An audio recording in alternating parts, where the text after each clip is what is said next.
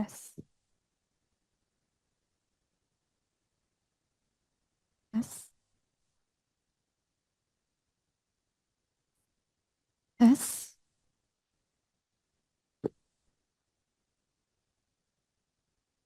Assalamualaikum warahmatullahi wabarakatuh. Shalom, Om Swastiastu, Namo Buddhaya, Salam Kebajikan. Good afternoon, everyone. Welcome to International Guest Lecture hosted by Educational Technology Department, State University of Malang. I'm Tristania Hanikaning Tias, and I will be your moderator for today's guest lecture. We are truly honored to have all of you here, especially our distinguished guest speaker, Professor Sylvester Arnau. All right, today we're privileged to have Professor Sylvester Arnab from Coventry University, UK, who will share insight in our international guest lecture entitled Frugal and Ludic Design in a Gamification, Creating Impactful Learning Experience. Before we begin, I would like to acknowledge and thanks for the Head of Department of Educational Technology, Dr. Henry Praherdiono SSI MPD, and the lecturer of the course, Dr. Muhibudin Fadli MPD, and Dr. Made Dwananda Kartika Dugang SPD MPD as coordinator of postgraduate program study, and all the invited guests. All right, before we start today's agenda, according to our own belief, let's pray together.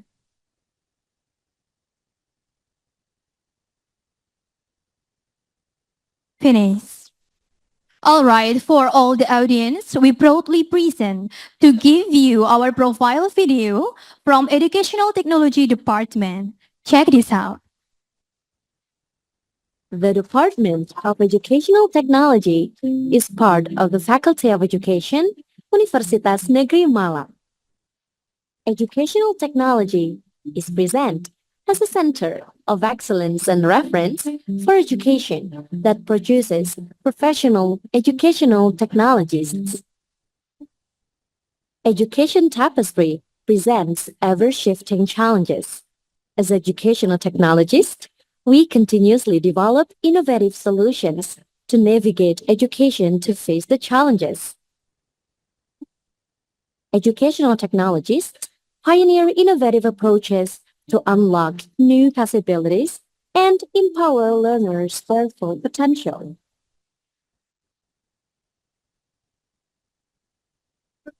Learning goes beyond teachers and students' interactions. It's about crafting a customized journey where every learning component align precisely to propel each learner towards their goals. Educational technology has ethics, professionalism, and adaptability in creating, using, managing processes and resources to improve learning effectiveness through curriculum development, learning models, and media development by utilizing the latest technology. A consistently applied process of analysis to evaluation serves to facilitate learning and improve learning performance. Imagine a world where every learner embarks on an extraordinary learning journey. Let's create a remarkable learning experience by being part of the Department of Educational Technology, Universitas Negeri Malang. Together, we create better education for a better future.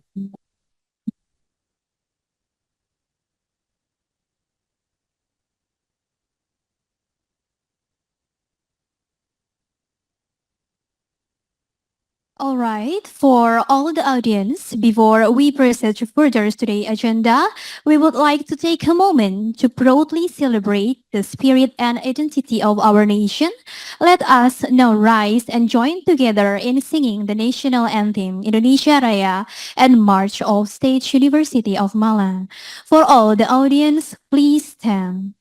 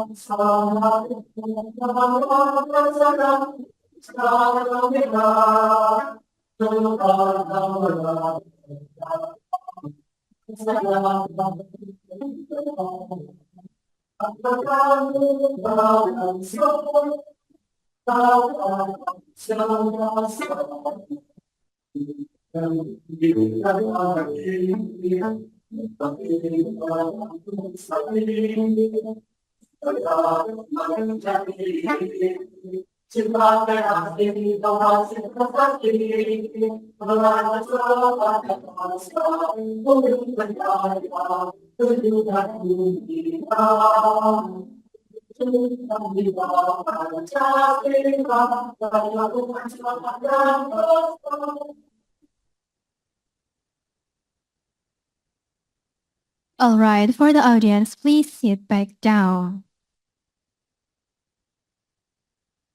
Before the event begins, allow me to convey the outline of today's agenda.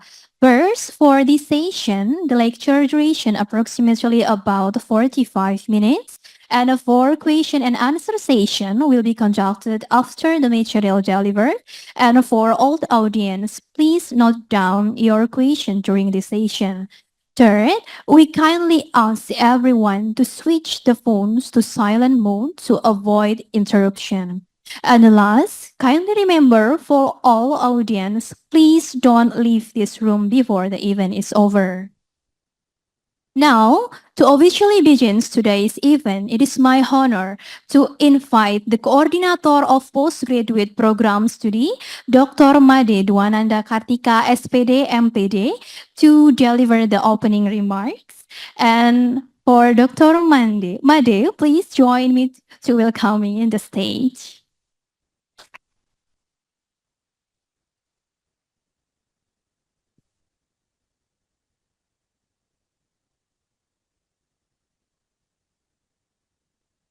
Okay, thank you, Miss Tania. Yeah, I cannot remember all your name one by one because there are a lot of uh, postgraduate students here in Universitas Negeri Malang. Moreover, educational technology, I think, if I'm not mistaken, we have the biggest, right? We- yes, is it? Yeah, yeah. I think educational technology have the large amount of students here. Uh, Before I continue, please let me say good afternoon. What time is it? Afternoon, yeah. Good afternoon for all the participants here. It's been such a great honor for us to accept you, Sylvester and Catherine, if I'm not mistaken. Yeah. Hello. Yeah, it's been a pleasure for us. Moreover, I heard from Mr. Fadli that you'll give us about the newest trend and issue in educational technology. Yeah, we really, really need it because moreover, if I can add something, perhaps it is better for us when you Silverter, please just give us what is the frugal and how can we in the last how can we evaluate it so we will have a comprehensive knowledge about it and we can apply it and we can evaluate it so minimum standard we we knew and we'll gonna get chance to take that in our life in Universitas Negeri Malang. We have this doctoral student. Yeah, we have doctoral student and magister, master also. Yeah, we have doctoral student and master also. I hope, I hope for you guys, this is the best change for you, so you can make a new title for your dissertation or thesis. Yeah, this is true because no one, uh, no one make an experience or even develop something from Sylvester's theory. It is true. So at the first time I heard about Sylvester's seminar 1 year ago, yeah, 1 year ago. Wow, that's amazing. We need to continue this seminar so we can make something really really useful for us because we never heard it, and I think that is the there are a great change for us to make this work. So it's been a pleasure for us, Sylvester and Catherine. You came here again. You came here again. So please help us here in Universitas Negeri Malang to develop our talent here. Okay, thank you. All right, thank you for Dr. Made for the speech. And next, it is now my pleasure to introduce our guest speaker, Professor Sylvester Arnal. So he is a professor at Coventry University, UK, with an impressive background in a serious game, gamification, game science, game-based learning, and playful learning. We are very fortunate to have him to share his insight with us today. All right, without further ado, please welcome Professor Sylvester Arnaud from Coventry University, UK, to deliver an international guest lecture entitled Frugal and Ludic Design in a Gamification, Creating Impactful Learning Experience. Please give a warm round of applause. Hello. Well, I think I would prefer to stand up because we've been spoiled today with food. So we had a lot of food during lunch, so I'm feeling a bit bloated. um, but as per usual, when we are in Indonesia, your hospitality and your generosity, are fantastic. we will always remember, when we are with Dr. Fadli and the team. It's so great to explore different things and different ways of life and food mostly. But yeah, can you put the slides? Yeah, yeah. Right. I'm here with my colleague, Professor Catherine Wimperney. So we are working with Dr. Mohib Fadli and Dr. RD in several projects. But one of the recent one is very much around working with disabled students in discovering ways for contributing towards decision making at the university.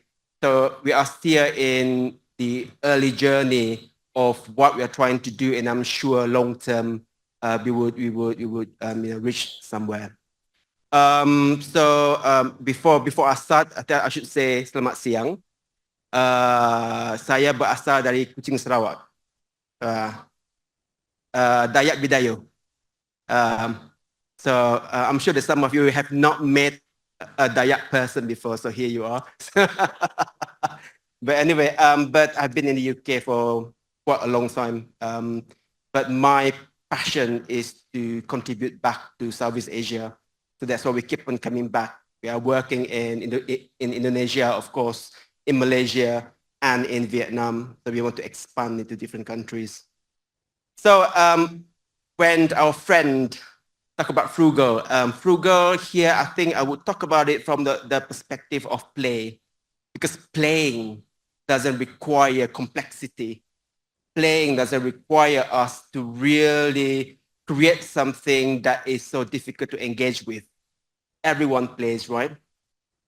That when we were growing up, that was how we learn. We sort of learn about when something is hot, you go and touch it, and then you learn, I'm not going to touch it again. So it's very tactile. You use your 5 senses. And then we go to primary school and we stopped. Things get so rigid and so difficult to engage with different experiential learning. I'm sure that you have learned different types of pedagogies, which pedagogies will develop certain skills and would help you learn in different ways. But I'm looking at this from the perspective of play and game-based learning. And Frugal is actually a part of the whole process of simplifying the process, especially for those who are not familiar with technology. I know that you are doing educational technology, but we have to think of the most vulnerable person that you are going to engage with once you have completed your course. So that is our passion. So just to give you a bit of a context, I'm leading a group which is called Ludic Design. So Ludic Design refers to playful design. So we are interested in the open practice in play and game-based learning or design. And we are interested in the impact of the use of play. And of course, we are open to new methods, new technology, AI, virtual reality. People try to make the metaverse an in word, but I think it's dying out now, I think. So the team is there. So we've got 4 of the core team members and the rest are all PhD students. And we are still engaging with our PhD alumni. So we have 10 PhD alumni that we stay engaged with and work with. And some of them have been in our projects. Some of them work in different companies or different universities, but we are still engaging with them. So our work is driven by game changers. So I'm very much on brand. You can see game changers. I'm not selling a product.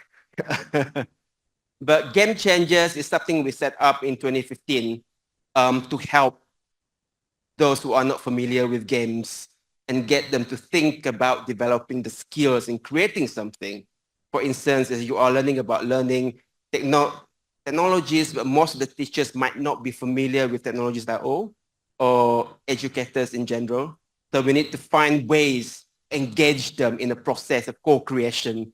So play, experimenting is an easy and the most universal way to engage someone with something that is difficult because it breaks barriers, makes it easier for you to then talk about different types of innovations, but we have to make sure that they are ready for, complicated innovations and different types of technologies that are coming up. So we've won a few awards. I quite like awards because it's for the whole team, because we are working with partners in different parts of the world, and most of them are in Asia, which is great. So we explore play in different projects, but I'm going to talk about a few of them today, just to give you some sort of like a journey that we have gone through, and hopefully it will inspire you in your dissertations, in your thesis. So we engage with various different types of stakeholders, from kindergarten, primary school, through to professionals, even businesses. We did sort of like a session in Trinidad and Tobago, and there are professionals from the fuel industry. They came with the suits, and so I came in my game changers. I felt a bit underdressed. But at the end of the whole session, they all like loosened up the tie. They were playing with things because they were trying to figure out how to best engage the customers in understanding the mission of the companies, especially in terms of CSR, in terms of climate change. How can they engage with it? So we ran some sessions in getting them to understand more about play and games. And most of the time, especially perhaps 15, 16 years ago, when you mentioned play to anyone, they said that, but play is a child thing. Why do you want to engage with it? But bantering, joking with your friends, having fun with your friends, that is a playful situation. Why can't we have that in work? And why can't we have that in learning? So yeah, so we are interested in that.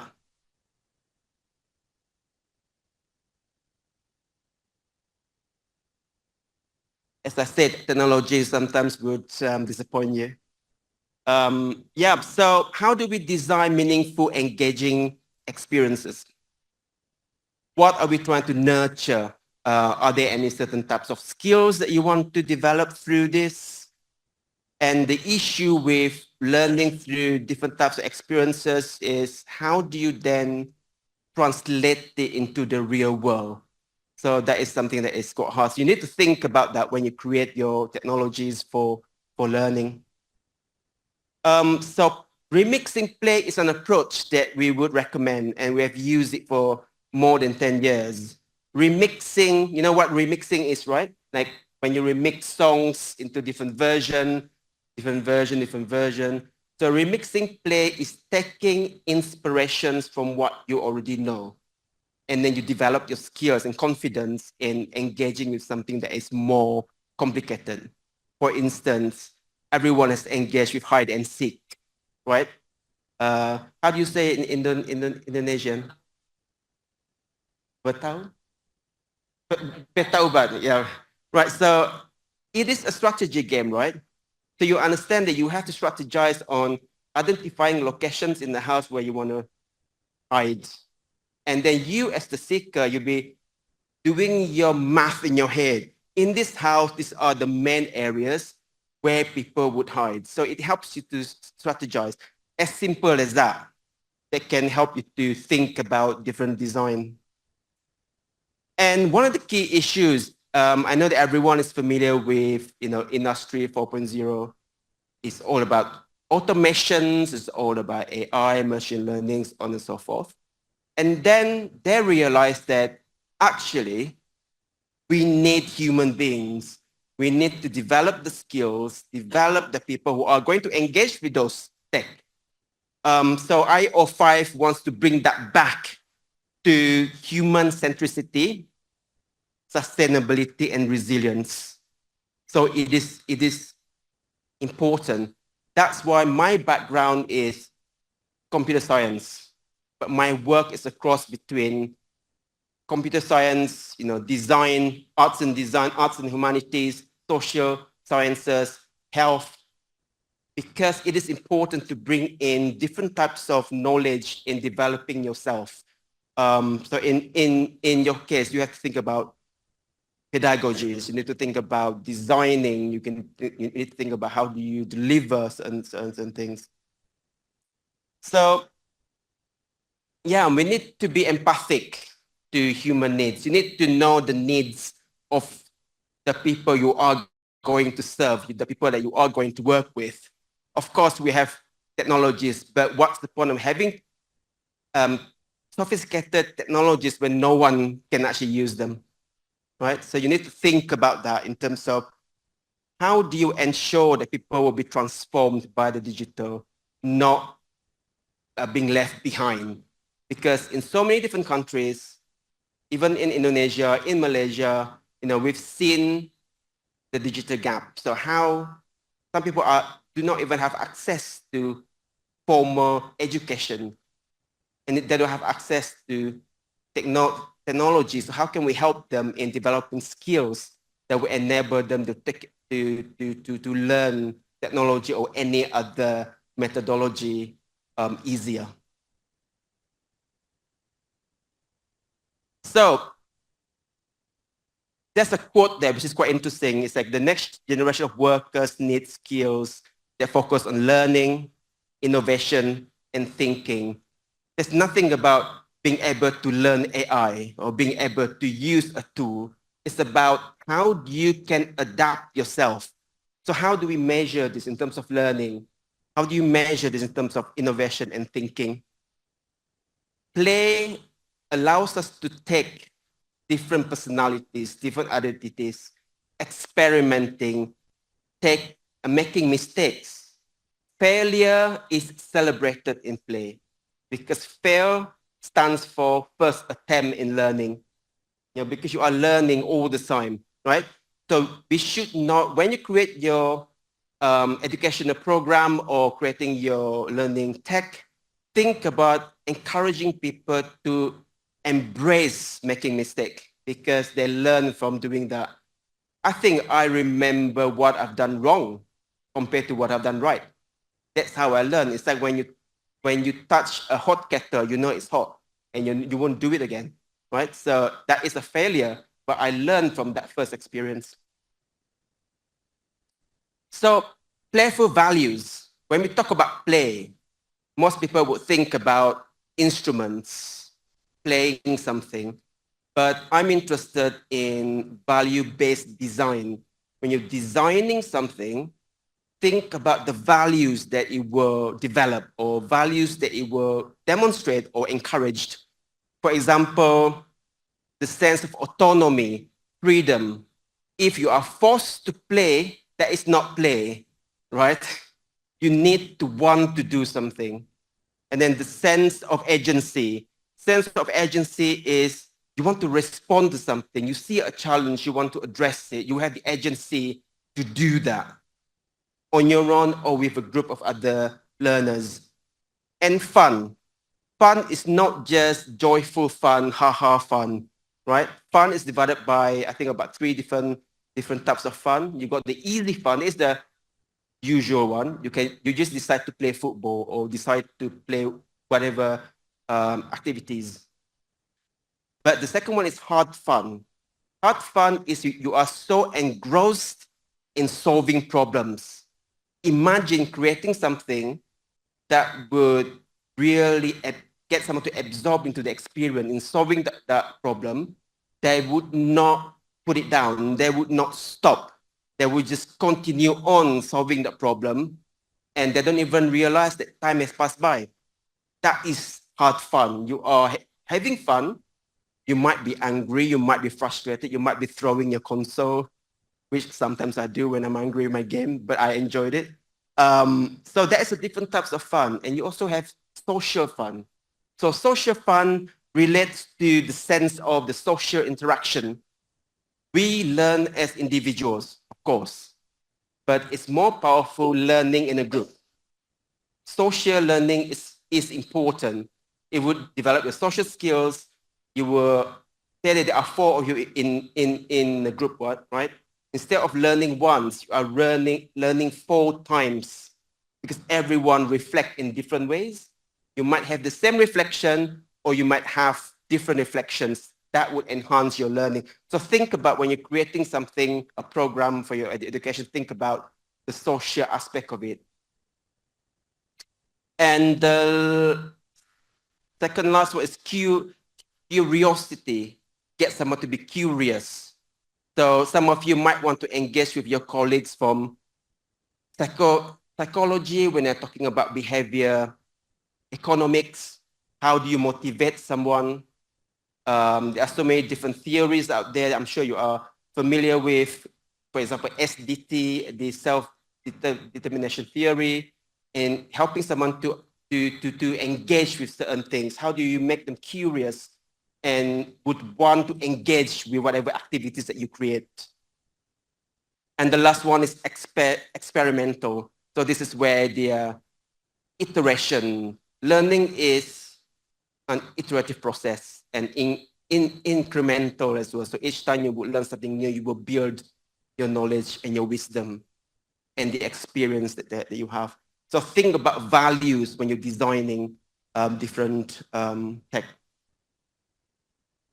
So how do we encourage playful values in games? The reason why I'm using games as an example of instrument is because games is just a small subset of play. Play is huge. If you read about play research, it's a huge area. Games is just a small subset, but games would help us to understand and observe behaviors or measure, because games are all about rules. What is the win state? How would someone then gain certain level progressions, on and so forth? There are so many different other, I don't know, examples with best practices, but I think it's very bespoke. You can learn about how someone has done something and combine different ideas, but there's no such thing as a formula, unfortunately. So why games? I think during COVID, right? Before COVID, there's so many different articles in the UK about parents against children playing games, saying it's violent, saying it's not good for their morale, it's bad for their health, sort of thing. Suddenly, during COVID and after COVID, they were like, oh my God, games as being life-saving. My children are able to connect with their peers, they can socialize, they can explore different environment because you can't go out, right? You are staying in a room. Imagine staying in a bed seat. A bed seat is you only have a bed and then your kitchen and your bathroom in the same room, right? Where do you go? So playing games allows you to really explore places and engage with people. So they find there are so many different write-ups in mainstream newspapers about how good games were during COVID. So it's good to see that people are still benefiting from games. Even though they are not games for learning, but they learn something, the different skills during the experience. And these are the games that sort of kept me occupied during the movement restriction. Played a lot of games. I'm sure some of you have played these games. Yeah. So which one is your favorite? Ghost of Tsushima is fantastic, right? Yeah, I love The Last of Us. Oh my God, I cried. But anyway, I won't spoil the story, but I cried. But yeah, so you learn a lot of things. It evokes certain emotions in you. And I find it wonderful. And I wish when I was learning, growing up, I have the same emotional connection with my learning. However, I do remember teachers who are very good in teaching. So they really inspire you. But I wish that the content and the delivery were as good. So in terms of games and gameplay, in terms of different terminologies, I'm sure you have heard of different terminologies like serious games, game-based learning, gamification, so on and so forth. I won't bore you with this, but you can, I'm not sure if your library has got my book, plugging my own book, talking about different types of game-based approaches from game-based learning through to gamification. But for me, regardless of the ways that you describe this approach, the important thing is we can learn from games and use game design components to help design our solutions, whatever learning technology that you are going to create as part of your dissertation. You can learn about the different mechanics of games to help you design.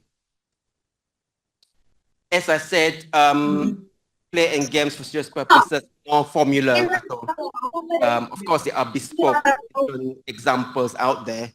But one piece of work that we are doing is to try and break down the interconnection between learning and games, or serious purposes and games, and see how we can track what's happening within the game scenario itself.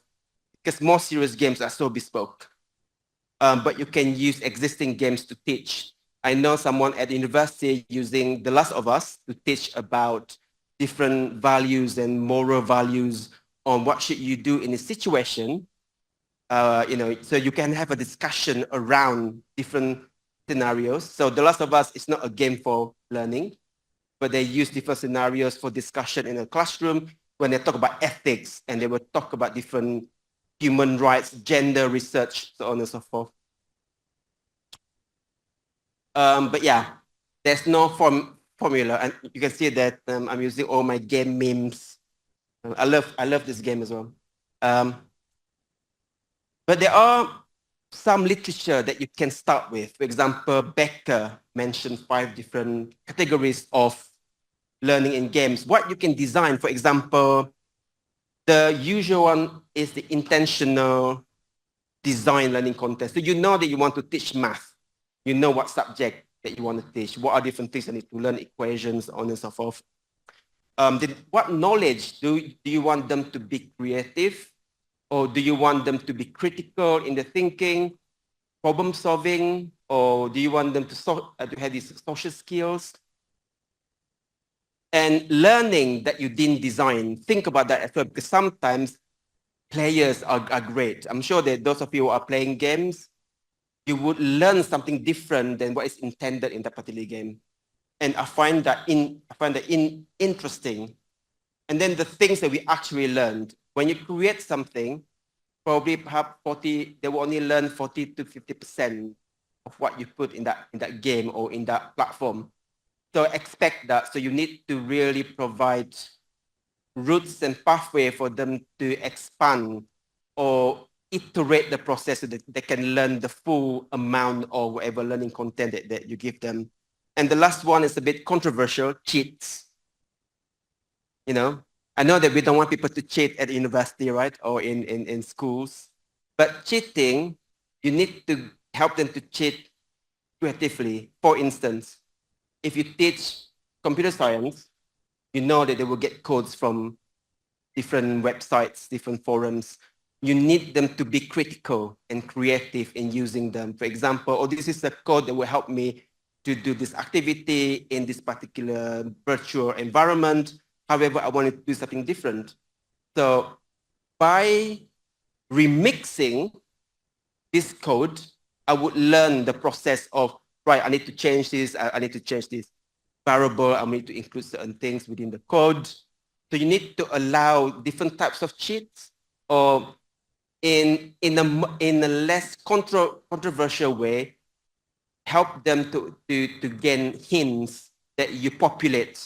The different hints that you populate, you don't make it explicit, but they will say, oh, there's something there, I can actually learn things about this. So you can use NPC. I'm sure if you play games, sometimes a random character there because you've been looking for something for too long, and it says, look up. So that is a cheat, because cheat in the system, designed within the system to tell you where to go or what to look for.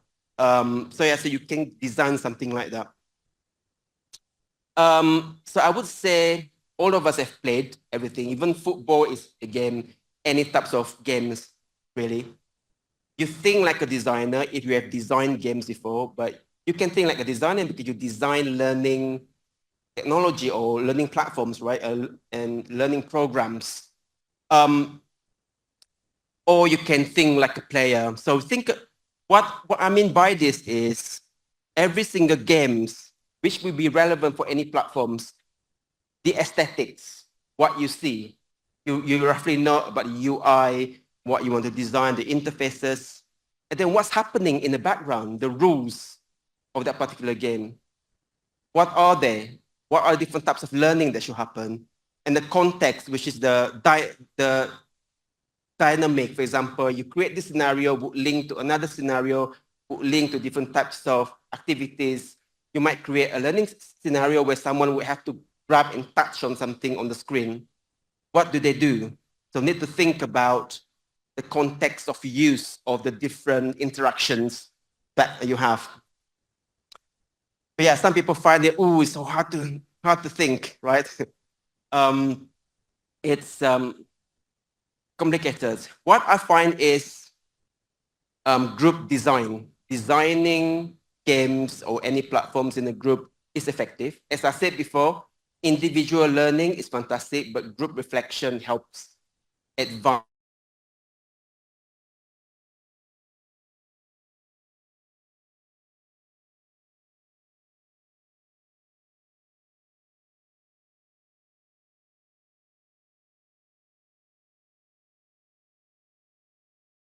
To think about making better, so improving, because we will never create something perfect.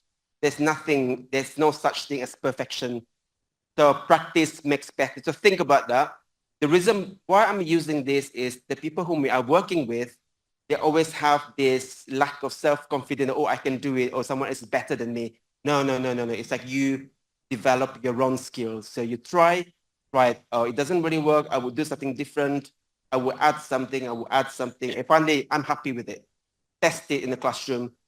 Do the evaluation of the learning outcomes, do the evaluation on the skill development, and then you would learn about how to improve the whole process. So this is something that Dr. Muhib would have as well, because I think we gave you a box, right, of these cards. We use these cards with normally teachers, because they say, oh, we don't play games, we don't want to create games, we don't know how to create games. Say, listen, let's try something easy. So for instance here, let's play a game. It's not really a game, but those are prompts. So think of a topic and think of an inspiration, a game inspiration. In this case, we go sport form. So it's climate change as a topic that you want to teach, that you want to address. And then your play inspiration is Jenga. Have you played Jenga before? Jenga is when you stack different things and then you have to pull it out, right? When we do this with teachers, some of them manage to think of an idea in less than a minute. And then we run a few of these, they could quickly, I just ask a question, they say, I've got an idea. So you can see the progression of first they were very timid, and then, oh, I can actually do this. And then they were very quick to compete. I've got an idea of what game. For instance, climate change, maybe you want to think about the different elements on Earth. Different Jenga blocks would represent different elements, perhaps. So the rule would be you have to pick different types of elements and see how stable the Earth could be, or unstable, perhaps. You can add stuff on top, so on and so forth. That is just a simple example of prompting. So this is a frugal approach in prompting someone to think creative. You don't have to get them to play something that is so sophisticated, something to make them think. You might want to use this yourself if you want to find ideas for your platforms or whatever that you are going to create. So you got an idea of different mechanics. So when we look at Jenga, we know the aesthetics are all the blocks, right?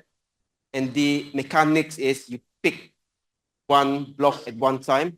The dynamics is you need to make sure that you pick the right blocks, because if you don't pick the right blocks, it might collapse. So that is how you can look at any games, break them down on what are the mechanics, what can I reuse. So these cards are available for those of you who are interested in it. Dr. Muhib will be able to share, I think, yeah. An example, the topic was homelessness, because homelessness is a big issue in the UK. And Monopoly is the game inspiration. So this game was created by homeless charity, 2 schools, some researchers, and the city council. They came together and used this approach to create a new game. So this game is actually used in different parts of Coventry when they run festivals with kids to teach them about homelessness. And there's a work that is undergoing to make it more hybrid. So the cards, as you can see there, so the cards can be a QR code. So the content can change. It will be on a website somewhere. So yeah, so different ways of creating stuff. Another example is language in Pokemon Go. When this was created, 2 language teachers came to us and that we want to create something to teach Italian because students find it difficult to practice. We want something active. And I said, okay, right, you got a topic, think of a game inspiration. They went through so many different things. In the end, they say that, oh, we like Pokemon Go because you can walk around town and then you can do activities, you can raid. Can we create something similar? So we didn't design it, the teachers, the lecturers did. So they designed the idea of mapping the learning mechanics or the learning objectives with something that they select from Pokemon Go. For example, the mechanics of location, when you move somewhere, something can be triggered. And when something is triggered, you might have to do an activity or you might do a quiz, so on and so forth. So they managed to create this using a free app, which is created by the MIT University in the US, because we got a connection with them through various work. So you can use that for free. It's called Tailblazer. So Tailblazer is an online sort of system thing that will help you to create location-based games. It's like Pokemon Go. So try that out. And of course, hopscotch to teach science. So this is in a village that is so far away in Sarawak. So you have to fly from, say, from KL to Kuching, then Kuching to Miri to another smaller airport. And from Miri, from that airport, you need to take a boat upstream for 2.5 hours to get to the village. That was how far the village was. No internet, nothing. So we work with them in creating these games. They say they want something easy, something that would encourage students to learn. And the funny thing is, it's like students who were not normally engaging in the classroom were the ones who were so engaged. They were shouting all the wrong answers, but that's fine because it's group work. So they were also helping each other in doing this particular game, which I find interesting. And another one is DALI is a project that we did in Europe, in 4 different countries in Europe, 5 partners. Our interest was, how do you teach data and digital literacy using non-digital techniques? So we work the communities, some of them haven't got any access to technology as well. Even in Europe, the digital divide is there. So what happened was we co-created different games with them using the same approach. So there are 10 different games. So you can download them for free. There are 10 non-digital games and 2 digital. And some of them are going to be digitized as well. So you can print and play. So if you have a look at these games, you can try them out. And yeah, so can educators be game designers? The answer is, of course, yes. But one of the key important ones, I bet you have these questions as well. How do we ensure the rigor of the design? How do we ensure that there is a connection with pedagogies and the design would help learning outcomes like was mentioned previously? So this is a research we're doing in trying to find a connection between learning and games. Because games has got its own mechanics, different rules. Learning has got different rules. Do you want them to do reflection, to create something? Do you want them to, do different types of activities perhaps? So you can find the interconnection. And also need to think about the context of use. Games or any technology should not replace the learning process, I think. It should complement. So you need to know where would your solution innovation situate. Is it for debriefing? Is it for introducing a new subject? Is it for revision? Is it for assessment? Is it for different types of specific activities to help you to teach that particular subject? So you need to know where it sits. What is it for? So this is an example of blooms. Are you familiar with blooms? Yeah. Of course, there are so many different taxonomy out there. For example, experiential learning, problem-based learning, so on and so forth. This is an example of how you can map.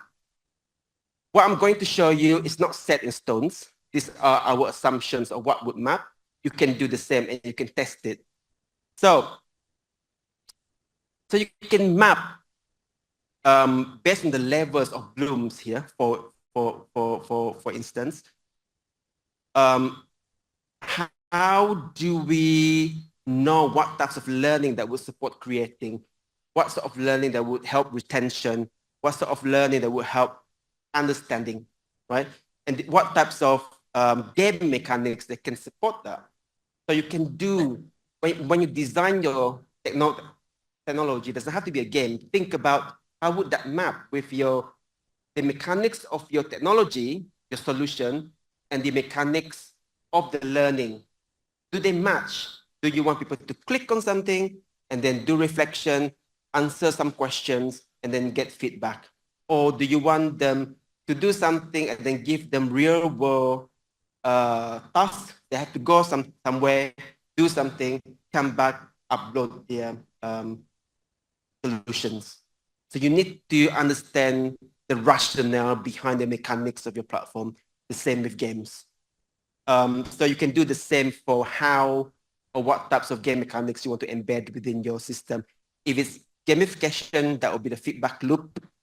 Are there going to be any progression, scoring, leaderboards type thing? I'm not a big fan of point badges and leaderboards, but I'm a fan of meaningful points, badges, and leaderboard, meaning that if the scores have meaning, I'm happy. If there's no meaning behind it, you give me 80%. What does that mean? Any feedback, right? So you need to think about the feedback that you're going to give, not just rewards. This is an example of mini game that we created for professional learning, for cultural skills. So what we did was we did the same process, identify the learning objective, or for instance here, to reflect on the knowledge of cultural stereotypes and generalization. What are the learning mechanics that we think could work? Or might ask them to hypothesize and then reflect on their decisions, question and answers, get them to get feedback and reflection. What would be the game mechanics that can help us? Narrative stories. Games have got a lot of stories. We use stories, scenarios, selecting quiz scores and feedback, and then you describe how do you implement it. So if you do it this way, you will in a way help yourself in tracking what is actually happening in your platform. So you can measure and track what's happening, not just quizzes. There's so many different things you can select, you can identify and track. This is another one, a game which is created using RPG Player. Again, a frugal approach in using existing platform to create games. So this is being used in our library at Coventry University for orientation. It's quite hard to really teach on what people need to do using the system. Where do you go at the library? So this is a Zelda-like game. I think you've heard of Zelda. So it's Zelda-like game. It's quite funny. So you engage with a monster. The monster is the library system. So you engage into how to infiltrate into the system, what to look out for, which floor to go for different types of documents, so on and so forth. So this is created using the same approach, the objectives, learning mechanics, game mechanics, how to implement. Another example, virtual escape rooms.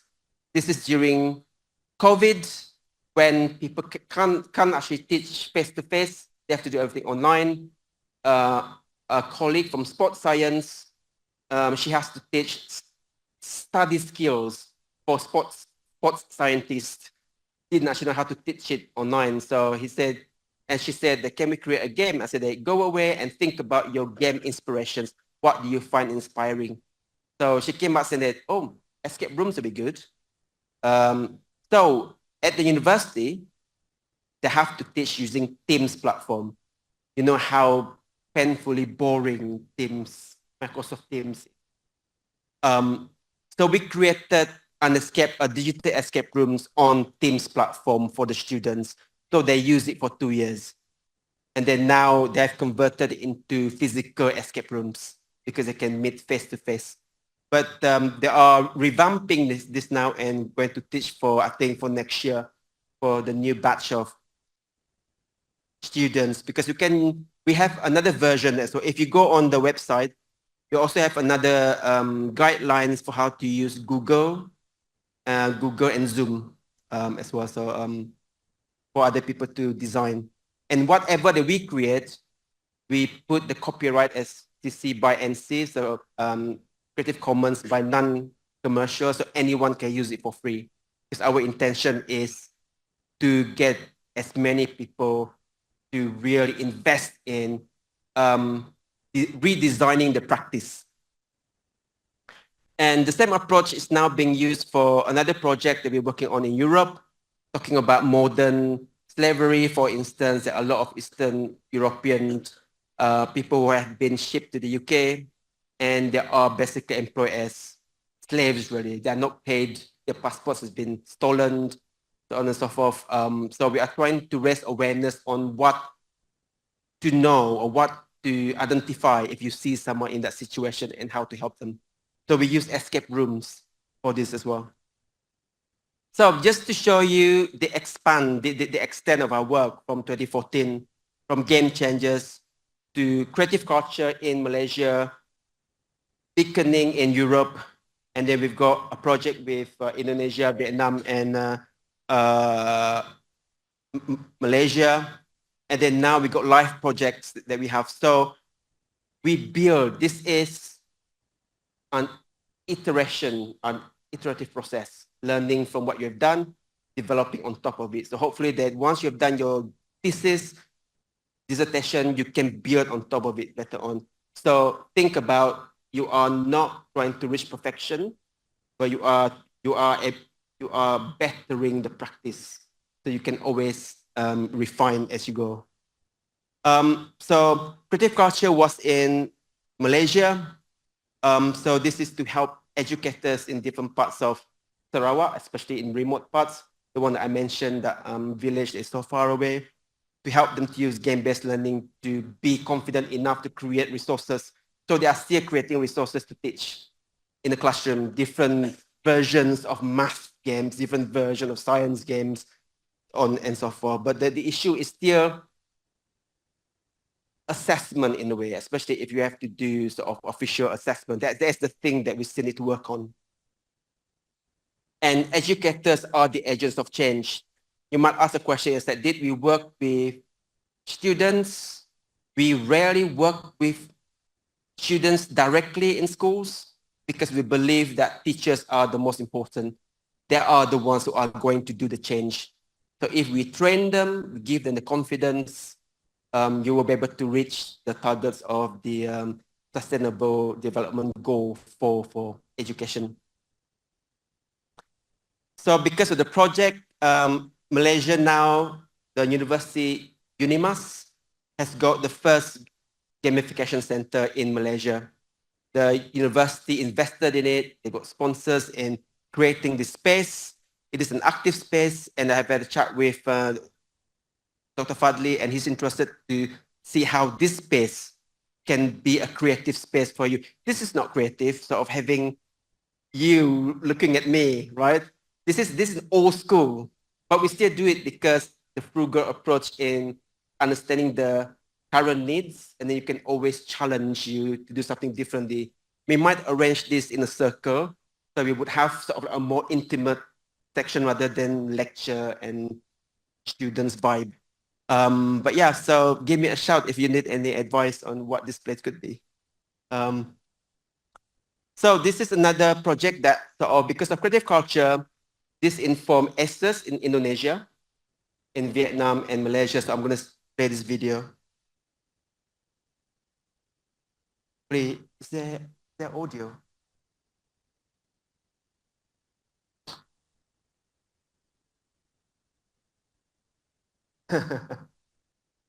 Asia, Vietnam, and Indonesia. Resilience is perceived as the willingness and readiness to adapt and transform educational practice to innovatively address challenges and opportunities that may arise within the local and wider community. Recognizing the specific needs of minority and marginalized communities whilst building trust and partnerships is essential for creating optimal conditions for active and sustained engagement towards a common goal. Promoting a sense of autonomy, curiosity and agency in learners and educators to experiment through play, whilst engaging with fun challenges and social interactivity, helps develop resilience within their learning and teaching practices. Adopting a frugal approach by designing with an open mind, leveraging available resources and building interventions at the speed of need encourages creative problem solving, practicality and sustainability towards more resilient education practice. Adopting a collective approach to the generation of resources, spaces and practical guidelines involving a range of diverse voices and perspectives within the community ensures inclusive and equitable education. Since 2020, we have developed 10 impact case studies, which continue to inspire new initiatives and interventions across Malaysia, Indonesia, Vietnam, and beyond. To learn more about the ACES project and how you can design transformative and sustainable education practice towards developing social resilience, visit aces.gchangers.org.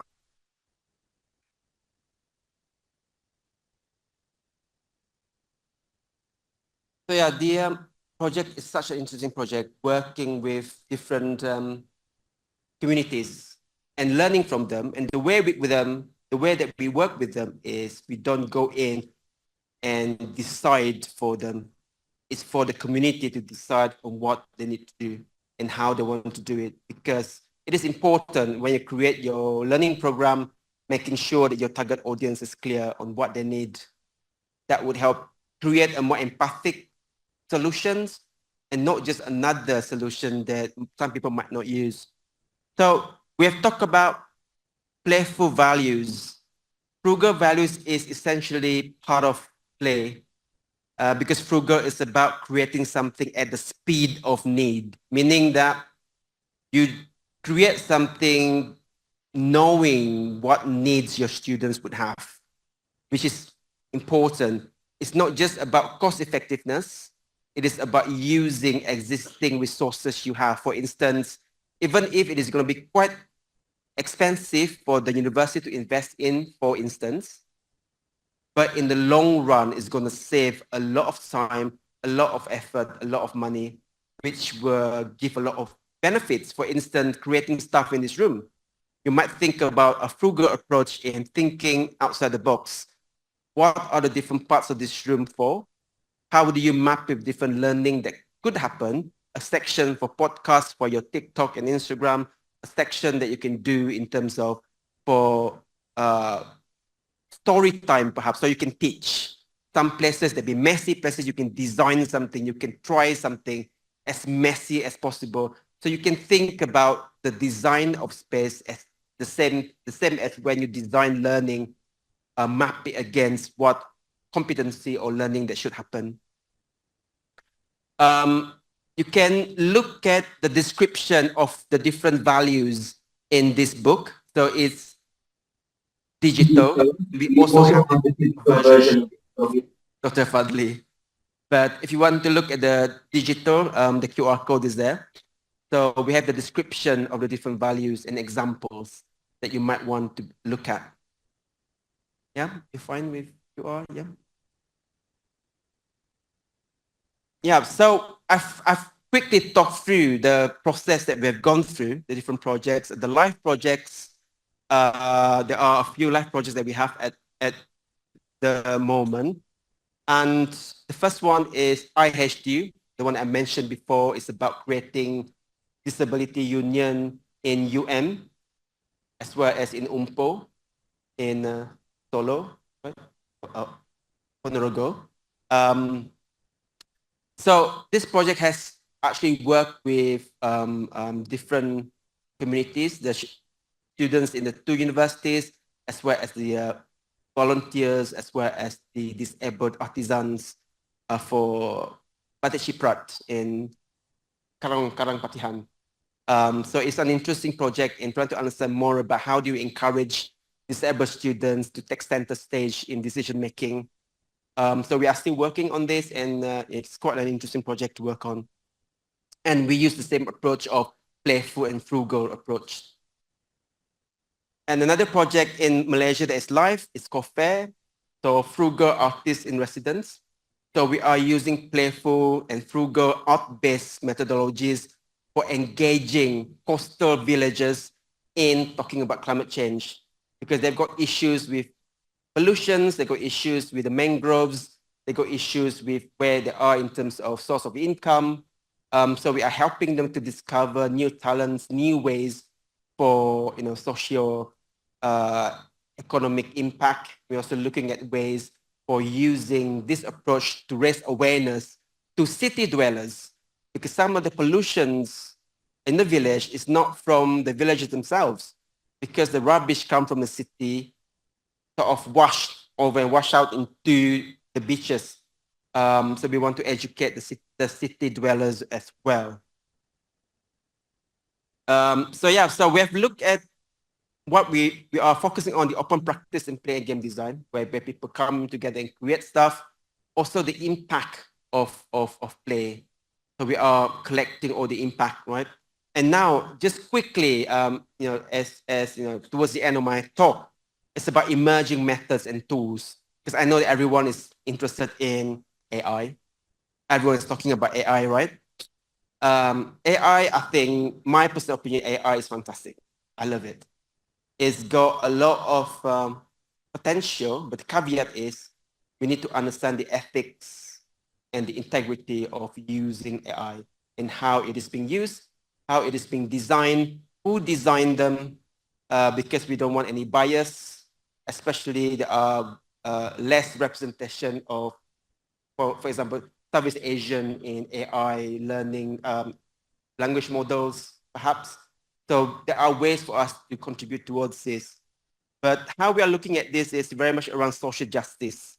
Those who are going to be left behind, those who are scared of it, those who are not familiar with it, those who are influenced by anything they read on the internet, on what AI is and how AI can impact their lives. So this one project we are running with schools in Coventry, working with teachers in exploring different ways of using AI, the competencies that we need to have. And three key things that they mentioned that they really want AI to help out with. One is to save time. Teachers are so busy, as you know, they do admin stuff. There's no time in innovating and creating new things. Secondly is to create creative resources in the classroom. And the third one is to help them with assessment. Yeah. We sort of explored the first two, because assessment is one of the key things that we have not found any examples, good examples yet, but we are still working on that. But the first two, they are creating fantastic materials used in the classroom. We are not focusing on tool-based competency. We are focusing on creative and critical competencies. So they understand text to image, text to video, or text to conversational AI type thing. And they managed to create stuff using different tools as examples. There is one tool that you might want to try. I don't think I have it in my slide. There's one tool, a tool that can help you to create an avatar. If you search Convai, Convai, yeah, Convey or Convai, you used it before. Convai. So this platform allows you to create a character, and then you would input the knowledge base. So you create your digital self. You can create your digital self. I can create myself. I can input everything that I know, my papers, my bio type thing. And then when you play it, you will be able to know what I know. Wait, the stuff that I include, of course.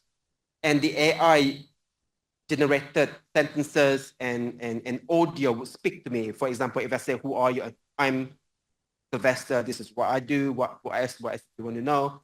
And you can change the persona. So the persona can be moody. I can be a bit angry. It's like, why are you asking me the question? Are you know, you can change the different characters. So imagine this being used to help students to engage with historical characters.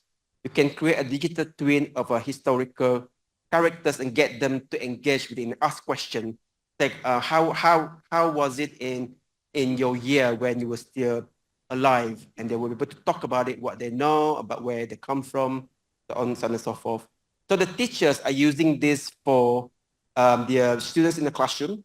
They create different characters and put it in different parts of the school and get the students to ask questions, to get some clues on certain things, move on to the next character, move on to the next character. We created Sir David Attenborough, you know, the one who always talk about the planet. Yeah, so we used that example a lot. I didn't include it today, but it took us less than 20 minutes to create. So it's such an easy thing. So it's not about the tool, it's about the potential of the tool. In the future, it's going to be easier to create stuff. So you're not creating stuff that is going to help you cheat your way through. If the cheating is fine, but cheating your way through to assignments, people write essays using ChatGPT, right? You can't stop people from using it.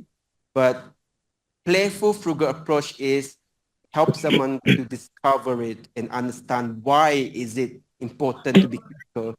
Why is it important to not use ChatGPT to create content that you don't check, or you reuse the whole, you know, your words and stuff. So you need people to be creative because AI is here to stay. We need to be able to navigate it. So we use play and a frugal approach in getting people to be more confident in playing with it. And this sort of inform our project in next one, project in Vietnam. So this is led by my colleague within the same group, working with the same Vietnamese partner. So we are using OpenAI to create games to teach OpenAI to teachers. The teachers want something interactive. So this project is still 3 months old. So we are still working with teachers, identifying what they need. I think so far they were saying that we want to be able to create lesson plans with example of stuff that we can actually use in the classroom. So the game might be scenario-based that will help them to go through the journey of creating something. But we have not decided yet. But yeah, watch this space. AI is still something that we are interested in. I'm sure that you are interested in as well. And Dr. Henry is interested in AI and using AI, actually. So why is it important for us to think about education? And you guys are in the right profession, right? Education is something that is so important. It should be at the forefront of everything, because without education, we would not be prepared for what's coming in the future. It's not about content or subject-based learning. It's all about the competencies that you developed as a person to be able to learn and relearn. And it is a huge economy when it comes to education. So we need to focus on how to develop the skills, really. And most importantly is understanding the whatever that you're designing, educators or the change agents, they need to be empowered to be able to help young people. Of course, we can directly help young people, but the teachers are the ones who are going to be facilitating the experience. So yeah, thank you very much. Hope that makes sense and useful in some ways. And I'm not sure if you have any questions. Yes. All right. Thank you very much for Professor Sylvester Arnab for the insightful presentation. Now we will open the floor for the question. And then we have heard a very interesting. And for all audience, if you have a question, maybe you can raise your hand, mention your name, and deliver your question. All right.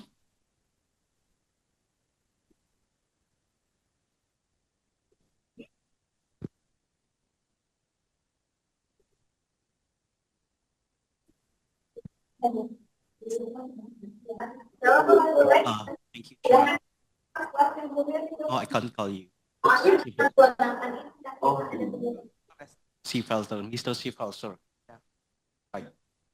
I have a question. Isn't very good. Huh? Stand up. I'm not doing a stand-up comedy in here. I just asking a question. If they mind, I'm just sit. Okay. Yeah, it's fine.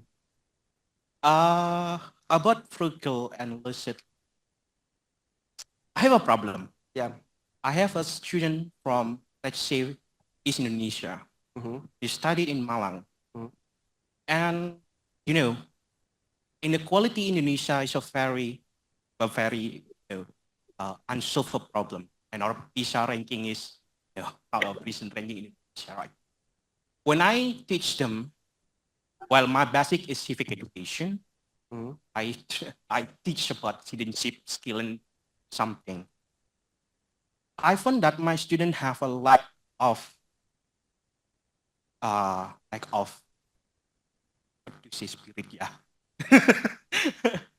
A lack of engagement or lack of in the class, right? When I ask them about something very, very easy, for my question, for example, my question is about, what do you think about this? They answer that for so long. They answer that question is for so long for them to create their answer. But when I change my question into unrelated to the theory or the class or something, when I ask them about, I want to go to your places, can you give me maybe example or recommendation about what places is beautiful in your place? They can tell everything about the places, right? So I think they are afraid to say or to express what they think, right? That's the problem. Yeah. And how, as me, I actually knew, I knew from to become a teacher, and I see that this is a challenge for me. Di belakang, lewat situ aja. The lack Iya, of lewat situ aja. capabilities on my university. Also, they didn't have a laptop. They do not have a laptop. On one class, they don't have a laptop, have a limited access of internet. How I can create a model or strategies to improve their willingness to learn, especially in social learning. Thank you. Yeah. My name is Alvan Pramantia, by the way. I'm sorry. Nice to meet you. Yeah. Yeah. That's such a good question because motivation in learning is a key problem in every single communities we've been at. The reason being is one, fear. Every one of us have got this fear of saying something silly, the fear of people judging you. That is the reason why I was saying that we need to encourage or celebrate failures or celebrate making mistakes and being silly so that people will be able to learn from each other. If you provide an environment, you don't have to start big, start small into an environment that would get them to co-create something based on your question. Instead of asking the question, You will give them a question as a scenario. This is what I want. So what do you think about this? Create something that will represent your answer.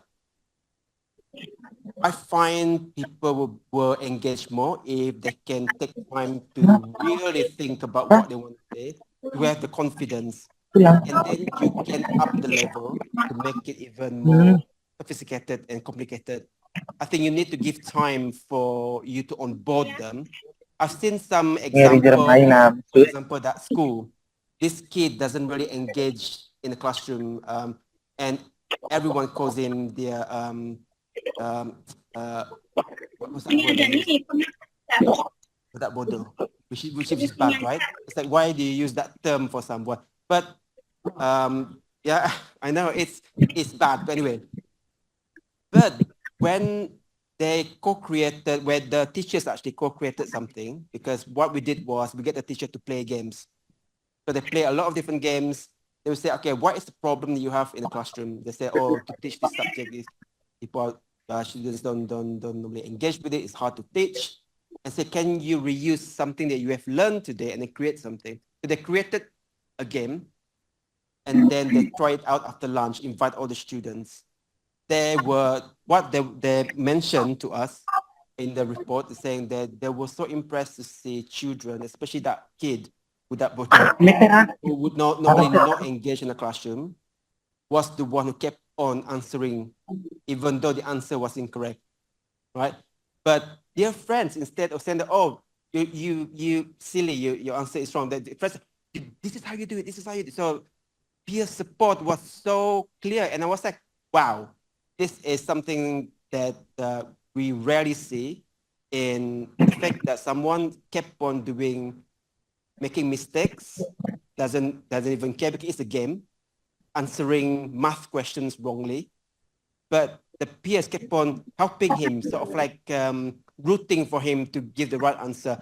When he finally gave the right answer, everyone clapped. So we need an environment. I'm not sure what the environment is.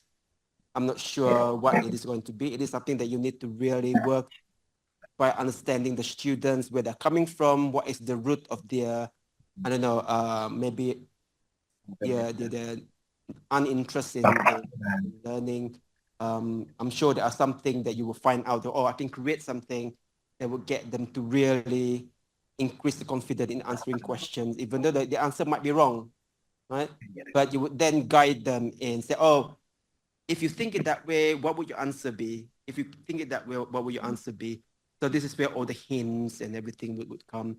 But working in pairs and in groups will normally work, but you need to be careful in pairing as well. Not with someone who is overly loud and someone is very quiet, and then you will not get the quiet ones to participate because you will feel more intimidated. So you need to find different solutions that will fit. But I think recognizing and celebrating making mistake will always help someone's confidence. For instance, an example in another school that we work with, this kid really wants to learn English. So when they knew that we were there, they kept on talking to us, right? And the teachers will always try to correct him. Oh, this is how you should pronounce. Just say, stop. Let him do it, right? Because that's how you learn.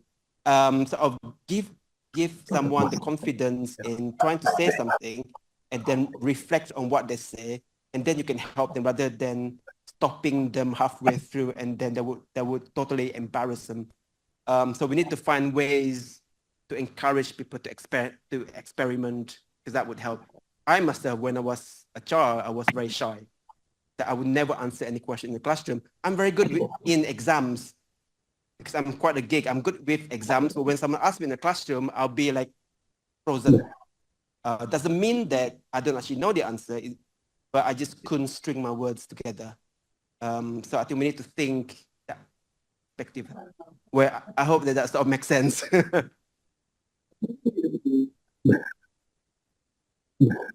No, don't clap. Any other question? All right. For the other audience, is there any question? Maybe you can raise your hand. All right, please. This side is very active. Ah, right. Yeah. Yeah. Neighbor. Which one though? Let me standing out, just I currently nervous right now. Yeah. Okay. Uh, Hello, Professor Yeah. Sylvester. Okay. It's very long. Yeah. First of all, my name is Wahyu. I'm actually from South Borneo, and I'm Mhm. actually from Dayak also, Dayak Ngaju. Naju. Oh, right. Yeah, Okay. this is in the central of the Borneo. Okay. Yeah. Okay, Uh, forget you guys. okay. Let me talking. And I'm a first year of the doctoral degree program in State University of Malang in educational department. Mhm. Uh, I will share about my research proposal for my dissertation just a little bit. Yes. Just I will develop some game for Nice. teaching about programming, coding for Oh, yes. elementary school Mhm. students. So it's a really challenging for me, and I put like blockchains method to teaching about programming and Right. coding for the student elementary school. Mm. But the problem is, I got some problem. In the first one is my students only focus on the game element. They really enjoy about the game, about the cute interface and also animation and also about the color and the another playful value on my Yeah. game. And they forget about the real purpose of my game like that. Just I focus to increase about the computational thinking, Mm. but they only focus on my interactivity game and challenge and other things in my game. Yeah. That will be my problem, and I need your advice of it. Yeah. And the second problem, I have a lot of problems. And the second problem is when I put a level, like every level have a different challenge, problem, and also difficulty level. And when they a higher level, this like really like a burnout, like they got psychological burden, cognitive load, and something made they feel bored. In the beginning, maybe they feel like really interesting and motivated about that game, but in the next level, Yeah. they feel really bored Yeah. and also psychological burden, cognitive load, and many things. So, and the second problem is how to balance about the cognitive load and Yeah. psychological burden Yeah. and the game level and element. Right. Thank That's you. great. Thank you. That's Thank my you. question. So the first question, I think is about learning codes. I'm working with someone in Italy. His name is Alessandro. So he's doing Code Week. So he's computer scientist teaching codes, but teaching codes to teachers. So he used context-based in terms of, for example, the one that I showed you in terms of games. Games we have interface. So it seems that they are interested in the aesthetics interface. They have not progressed towards the mechanics and dynamics. If you frame your teaching around the different elements, of course, you will get the excited first with the first one, right? Aesthetics. And then get them to break it down. Right. What are the different types of mechanics of this game to understand more? Or they might say, oh, you need to push a button, that this button would then do something, and that I will need to run fast. So that be my mechanics. Or the rule would be, I need to throw some dice, that I need to do certain things, and then I will achieve this. So you need them to understand more about the action that you need to do. Once they have that mental mind, then you can connect with your coding. Your coding will create this dynamic, because you have so many different types of interaction interconnected, it will produce an outcome. So you need to create a code for it. So you can ask them to design it, saying for loop. Do you use a for loop or if else? Or do you do something else? Or do you get someone to press something? So get them to design it in a natural word. And then you can convert it into coding style. So if you get them to understand more about using what they love, get them to break it down into different elements. And this friend of mine, he's using non-digital approach for it. So he's got big blocks of stuff. I think you must have seen it. So many different types of initiatives out there. So that can help someone to contextualize the different types of scripts that you need to do. Which language did you use for your game? No, language is in coding language. Or HTML, yeah. But it's the same as in any other language anyway, like C, C++, Java, and so yeah, and using other things like Scratch, and they've got another one which is quite simple, Octo something. There's another app that they produce, it's called Octo, but that is for younger age group, I think, depending on the group. But I think contextualize and compartmentalize what they need to learn. Don't push coding straight away. If they are interested in the aesthetics, start with that and then get them to break it down. Even if they've created those games, then you get them to break down what is the engine behind it, the mechanics and the dynamics of those mechanics together. Maybe that would help. I know that it's not like a straightforward answer, but it's more about contextualize and compartmentalize what they need to learn, but using what they love as the attraction. So that might answer question 1. Question 2, what was question 2 again? Oh, right. So have you heard of a theory which is called flow theory, right? Flow theory is about the level of difficulties of a challenge and the boredom. If it's too easy, you get bored. If it's too Acara aus itu, Bang? difficult, you don't want to engage with Acara aus it. itu, Bang? So you need to find a balance. The only way you can find a balance is to test it. So making sure that when you think about creating a game, like what I do, we have this system that we use on boarding stage, practice building stage, and consolidation. So the onboarding stage is how do you onboard them with that activity. Keep it simple, but challenging enough for them to be able to engage with it. You only know if you meet the right balance by testing it, right? Once you know that's the right balance, probably 80% people are really engaged with it. Maybe that is good. And then you will go through the meat of the activities, which is the practice building or the things you want to teach. And you need to compartmentalize the different things you want to teach, meaning that you would extract different sub-objectives. So the first level is this, second level is that, don't mix too many objectives in one part of the game because people will get confused and people will not want to engage with it. Cognitive load, right? If too many interactions, oh, I'm doing too many things, it doesn't make sense. However, if you do the onboarding, meaning that they've already gone through different interactions through different levels, then you can up the challenge with more interactions. So they are familiar with those interactions in previous levels, right? So there would be more, oh, this is new. Oh, this is something new. Something else I need to do, or something happened, different types of feedback. So you really need to think about what are the things that you want them to engage with. So linking with the learning objectives in that section of the game with the mechanics that you select, because that would help you to identify whether is it too much, is it enough, or is it too simple? And as I said, that you will only know by testing it. You might be able to test it with a small group first to try and see what can be improved and why the final part of the different levels would be too difficult.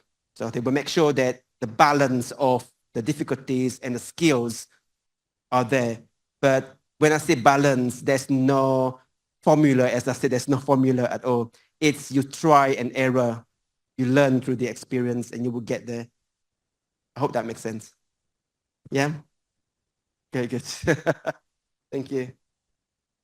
All right. Thank you for a great explanation. And then it's other question. Maybe we can give the opportunity for the participants who join on Zoom meeting. No? Oh, I didn't know that there were people in Zoom. Hi, Zoom. All right, for the audience in this room, is there any other question? Yeah. Okay, please. It's always this part. Budak nakal here.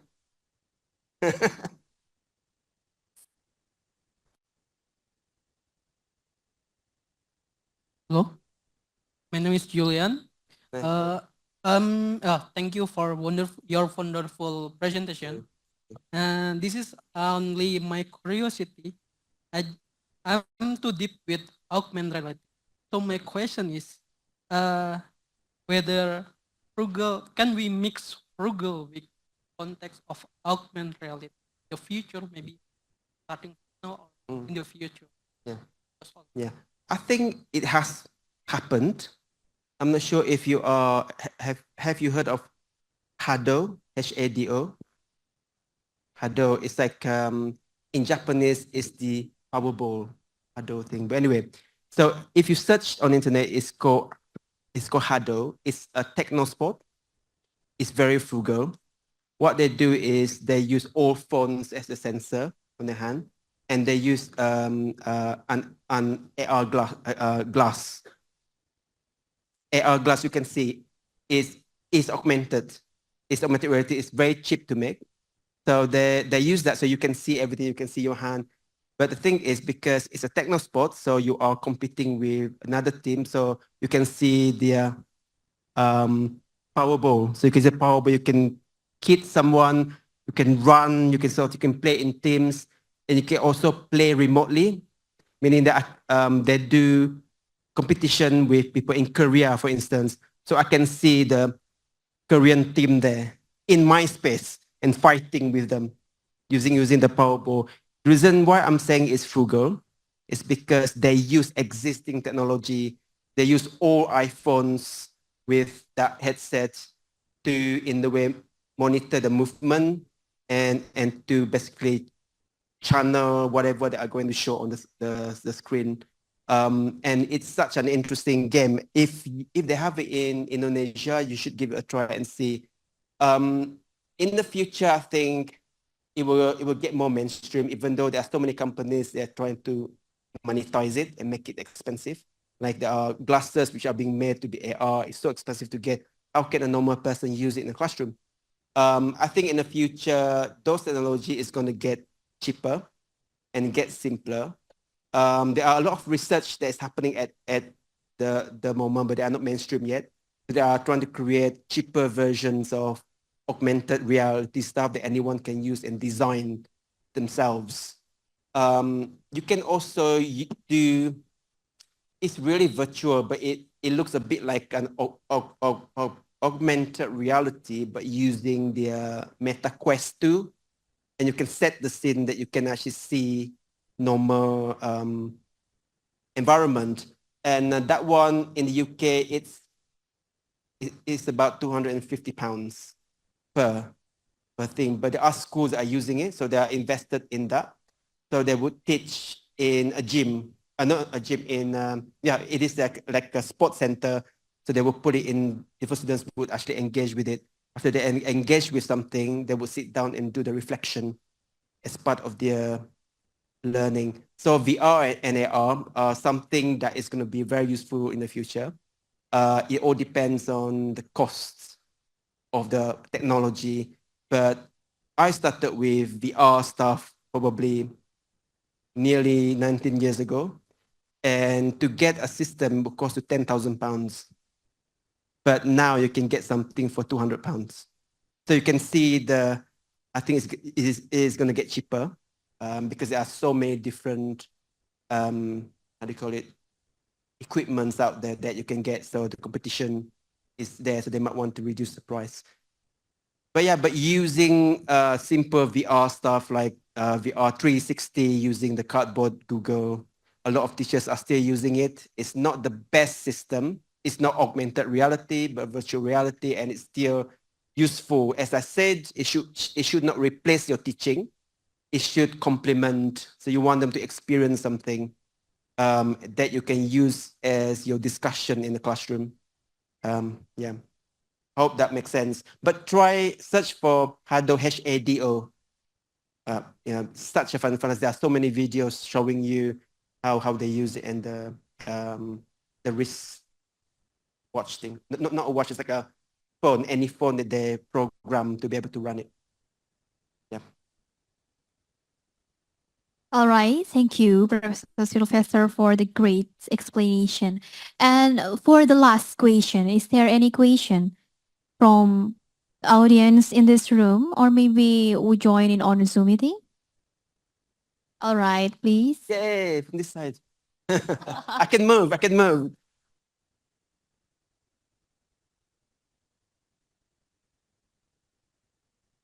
Thank you, moderator. All right. Hello, Professor Sylvester Arnab, and good afternoon, everyone. Good afternoon. Okay, my name is Siti Saum Saidatul Rahma.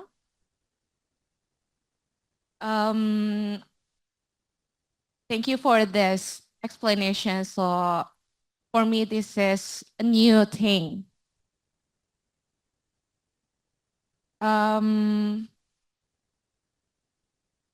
In Indonesia, we face today is there are regions in educationally and socially underdeveloped when compared with other region in Indonesia. So when we focus in education here, where there are still schools that have lakes infrastructure, especially in my region, as known as Southeast Sulawesi. Yeah. Oh. Lacking teacher professional development there, and there are students who have lack motivation in learning. So for this wonderful concept, frugal and ludic design in gamification, my question is how to apply the frugal principle design that can be implemented in educational gamification on a limited budget without sacrificing the quality of the learning experience.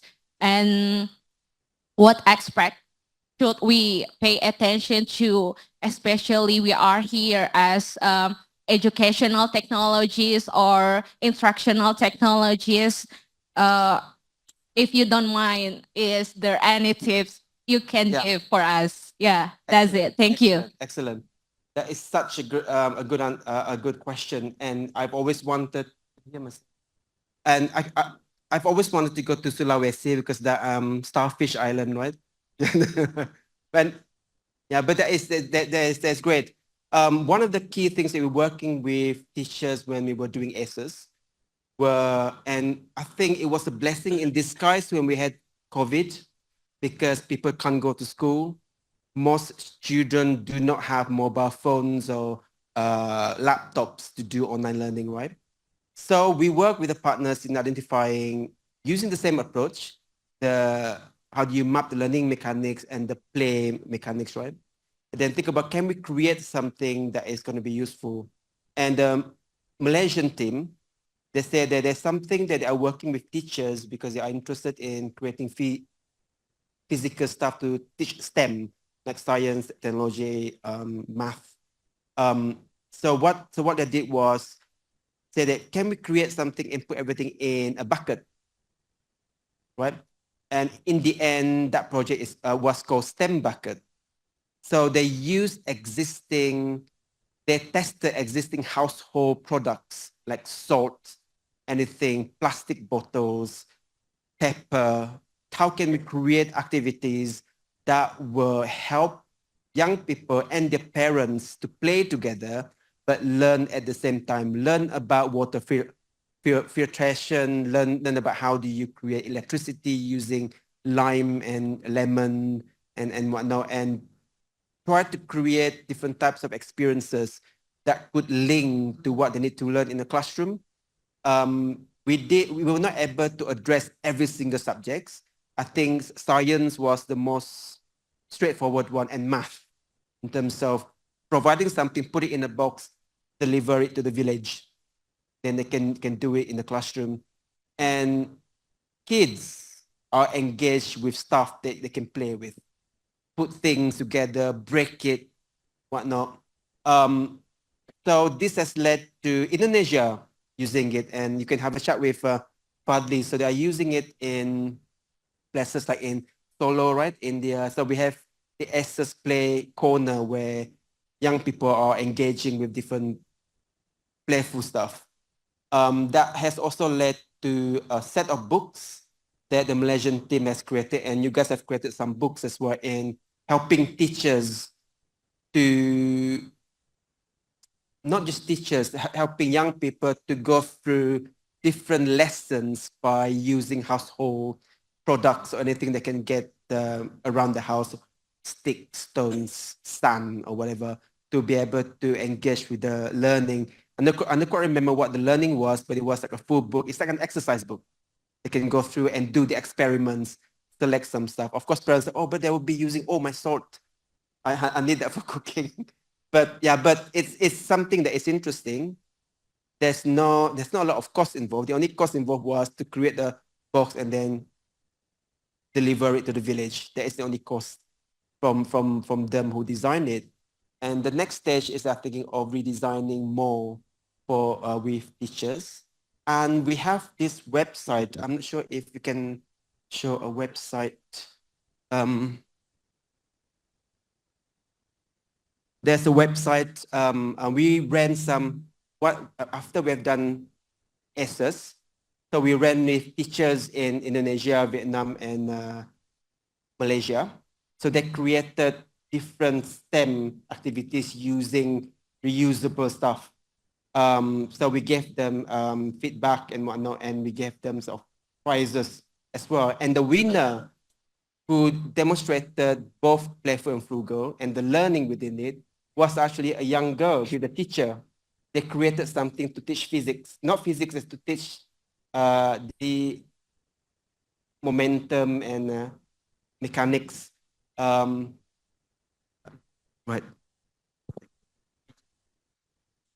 This the changes.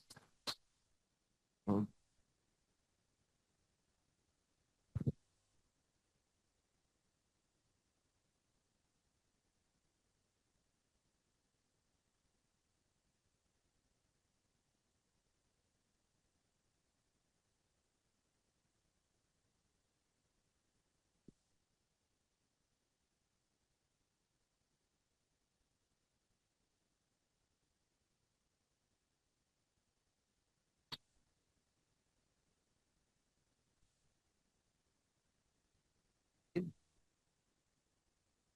Okay, so it's the resources is under challenged.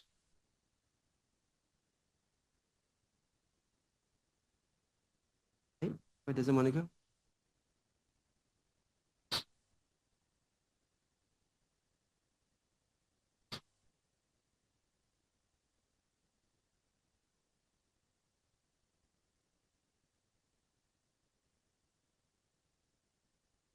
Right, I think it's on there now.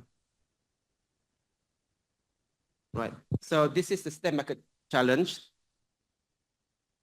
And you can download the book as well for free. So the book contains the description of every single activities. There were 27, is it 25 or 27 different activities created by teachers with the young people on using very, very low cost resources.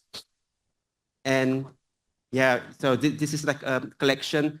So the overall winner, so the winner was Faiha Zafira Aftani. Actually, she won all three categories.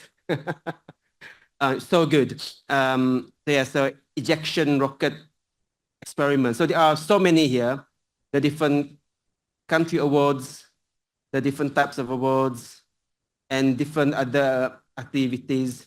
So yeah, so if you access this is esses.gchanges.org.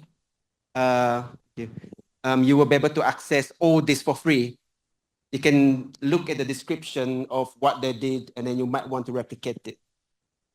So yeah, so hopefully if you can be as creative, as I said, it will not be perfect, but it will better your practice. Practice makes better. Right. Yeah. That's All right. Thank you, Professor, for great explanation.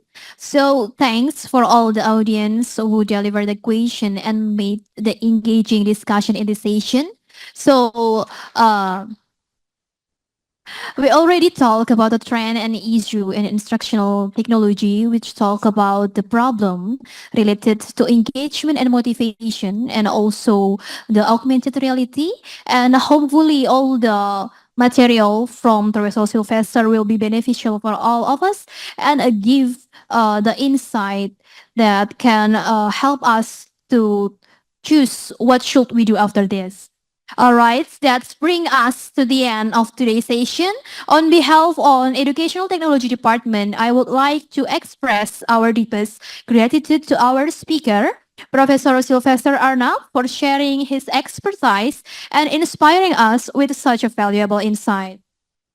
I would also like to thank all the invited guests, the committee, and all the audience for your enthusiastic participation, which has contributed greatly to the success in this event. We hope that today's lecture session has provided us with new perspective and knowledge to take forward to another part in the future events. And thank you very much for today.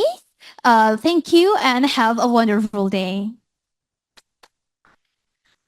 All right, maybe before we leave this room, maybe we can take a picture together.